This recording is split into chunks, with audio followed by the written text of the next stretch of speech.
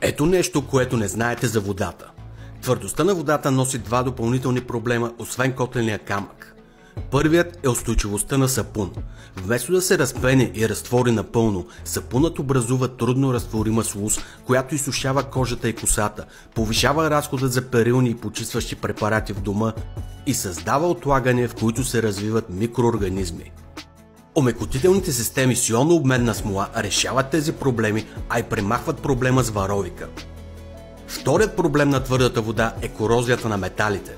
Водата е естествено корозивна, което води до ръждясване на нагревателните уреди, метални отлагания по тръбите, боядисване на мивките и метален вкус на водата.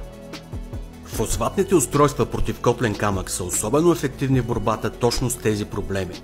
Те имат и допълнителното предимство, че постепенно разтварят вече натрупаният котлен камък. Робин, Мини и Макси са омекотителни системи с ионообменна смола, които и решават първия проблем. Opticalc е изключително компактен фосфатен дозатор, който решава втория проблем. До 20 октомври и трите системи с 10% отстъпка и безплатна доставка.